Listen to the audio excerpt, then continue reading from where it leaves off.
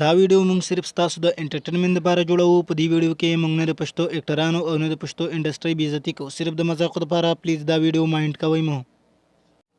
او په دې سین کې چې کله د علي خان جهانګیر ته کال کوي، نو یار کو تاسو په غور سره خیال وکړئ، نو جهانګیر په موبایل باندې خو مین یو ولاړه ده. او یار دلته چې کله ببرک شاه په کال باندې خبرې کوي، نو د دې شاته دوه ګونډګان ولاړې، خو چې کله ببرک شاه د ګونډګانو سره جنگ شي، نو د دې څخه دوه ګونډګانو دا نور د کم طرفې رال. او په دې سین کې چې کله ببرک شاه به دې سړي باندې ډس کوي، نو تاسو خیال وکړئ نو هغه د بولټ جیکټ نه د مخکې نه یې نه راوتي وي. او کله چې ببرک شاه دوبۍ ته لاړ شي، نو د دې شاته چې کوم بیک ګراوند لګېدلی دی، نو دا خو 100% پیک دی. او کله چې ببرک شاه او د جعفر خان په دې اکسلای کې ځي، نو کو تاسو خیال وکړئ نو یا خو یار دغه دوبۍ دا تیل بدل دی، یا دلته څه مساله ده یار د دې او د ګاډي د سلینګسر نه خو سپین چې شی روان وي.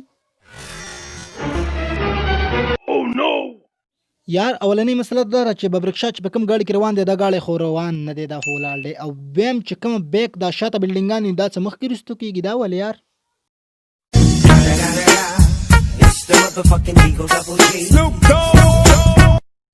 په دې سین کې یار کله چې دا جعفر خان دا ګاډی چلی، نو تاسو خیال وکړئ دا خو ټول ببرک شاه ته ګوري، دا خو جوړ سړک ته ګوري، نو یار چې زه په سړک روان یم او که په هوایي جهاز کې.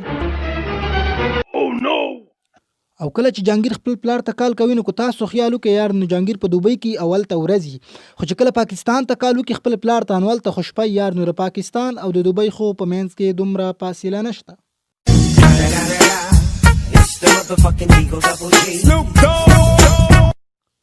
او په دې سین کې یار د عمران کله د جهانګیر نه کال کټ کړي، نو که تاسو خیال وکړئ یار نو دا چې کله دا موبایل کټ کوي، نو د LCD خو بیخي نه لګي د موبایل.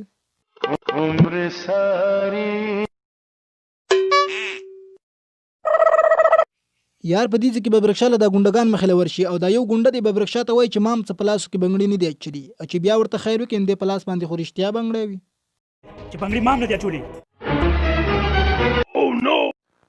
او یار په دې کې د صوبیا خان د جعفر خان ته ګاډی ودرېږي، تاسو خیال وکړئ نو ګاډی په ځای باندې ودرېږي، خو چې کله وروسته خیال وکړئ یار د کیمرې د انګل چینج شي، نو صوبیا خان ګاډی هسې خوځي راخوځي. واو پلیز ایکسپلین.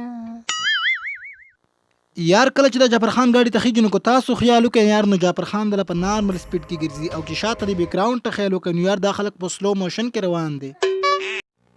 او په دې کې چې کله د شاهد خان دوبۍ ته راورسي، نو کو تاسو خیال وکړئ یار نو شاهد خان سره خپل یو بیک د کلي نه یې راوړی وي، خو چې کله د صوبیا خان سره د صوبیا خان د لیکور ته لاړ شي، نو د هغه سره خو بیک بالکل په نظر نه راځي.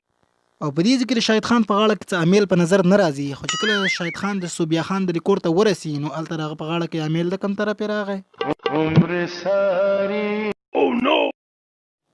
او په دې سین کې یار د جهانګیر په شاهد خان باندې د چیخ ګزارو کې غټ چیخ ورسوي، خو چې کله دا چیخ د شاهد خان خواته ور روان شي یار، نو دې نه خوا وړوکی میخ جوړ شوی.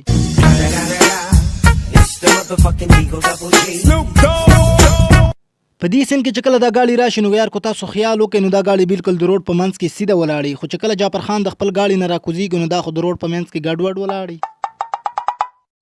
او په دې سین کې یار جهانګیر د سړی په توره باندې وایي، نو که تاسو د جهانګیر دې تورې ته خیال وکړئ، نو جهانګیر چې کله د سړي نه توره ولګوي، نو هغه نه کپړه وشړېږي او نه ته یې نه راوځي، او چې کله یو پیره راواوړي یار بیا ته یې نه راوځي.